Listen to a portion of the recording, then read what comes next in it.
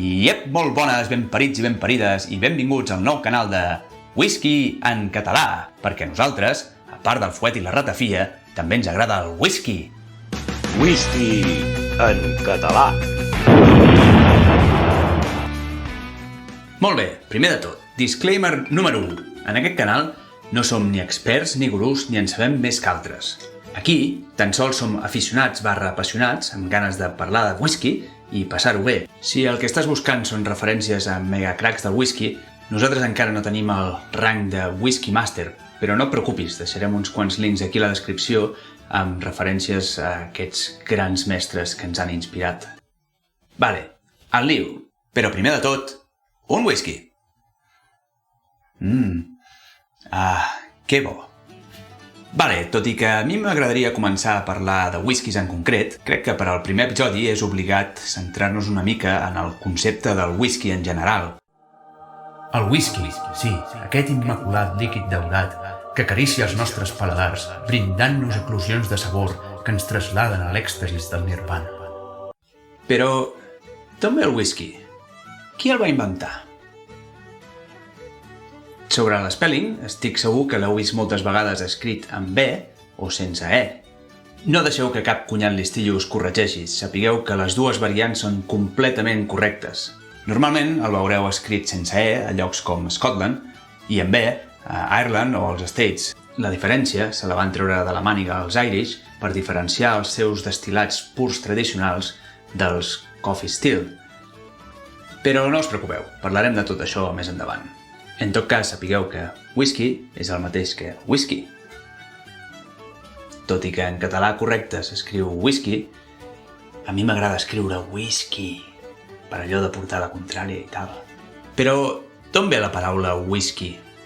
La paraula prové del gaèlic ishkapaha, que vol dir aigua de vida, i que era la manera normal en què es referien a l'alcohol els avis dels avis dels avis dels Scots i els Irish. De ishkapaha a whisky bahe a whisky. Així que sí, tot i que no literalment, whisky vol dir aigua de vida. O aquavitae en llatí, o eau de vie en francès, o aquavit en escandinau, o alcohol en musulmà. Molt bé, fins aquí la paraula queda clara, però qui va inventar el whisky? Els Scots?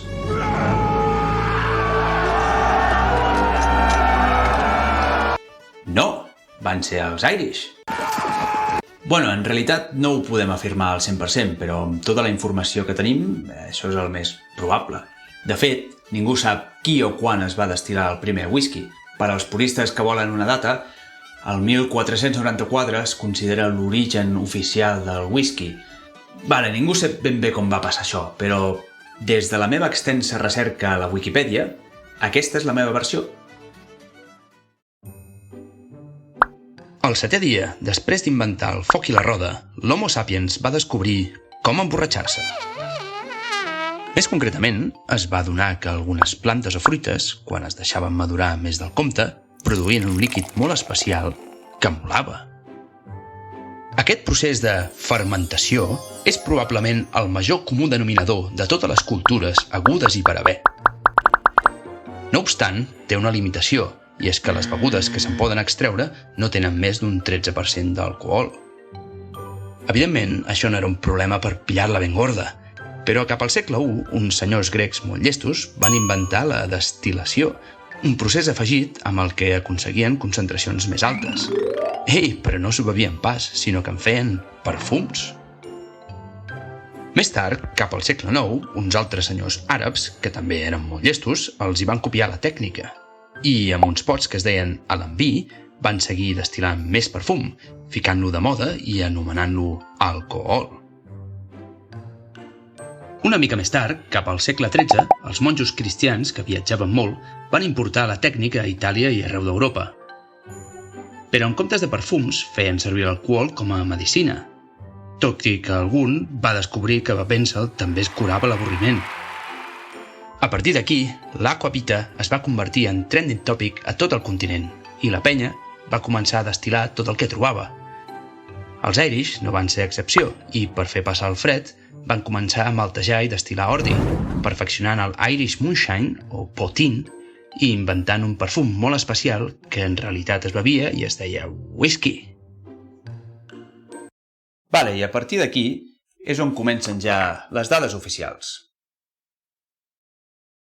La crònica dels Annals of Clonmacnoise narra la mort d'un Irish l'any 1405, després de beure massa whisky. També sabem que l'any 1494 el senyor Friar John Core va fer una comanda de 500 ampolles de whisky a nom del rei James IV of Scotland, que ja era un gran amant del whisky llavors. Queda clar, doncs, que cap al segle XV els Irish i Scots ja sabien fer i beure whisky en raonables quantitats. Aquell whisky, però, era molt diferent del que coneixem. Probablement perquè entre impostos i prohibicions la gent el destil·lava il·legalment a casa i no el deixava madurar, cosa que li donava un sabor una mica bèstia. Però la cosa es va anar perfeccionant i el 1608 la destil·leria més antiga del món, la Old Bushmills, va obtenir la primera llicència per produir whisky. Per cert, Bushmills i el seu Black Bush és una joia poc coneguda i que jo recomano al 100%. A partir d'aquí, cap al segle XVIII, el whisky es va començar a internacionalitzar, sobretot als Estats Units, on inclús el senyor George Washington tenia la seva pròpia destil·leria. Però el boom definitiu va arribar a finals del segle XIX, quan la filoxera, que matava vinyes, es va carregar la indústria del brandy francès i el whisky es va convertir en el número 1 del mercat. Els Irish, que eren els principals productors, es van muntar en el dòlar. Però no va durar gaire i a principis del segle XX la seva indústria va col·lapsar i els Scots, que també en sabien molt, van prendre el relleu i es van convertir en els reis del whisky, tal com el coneixem avui en dia. Vale, tot això molt resumit i sense explicar les diferents maneres de fer whisky i com han anat evolucionant. Però aquest tema ens el guardem per un altre dia. Molt bé, doncs, quan ara parlem de whisky ja sabem d'on ve tota aquesta història. Per al proper episodi seguirem amb els conceptes bàsics i explicarem una mica com es fa el whisky i quines diferents varietats hi ha, per així poder aprofundir una mica més en el futur. Així que si t'ha agradat el vídeo i vols seguir rebent nous vídeos, recorda donar-li al like i subscriure't. I amb això ho deixem per avui. Així que salut i whisky!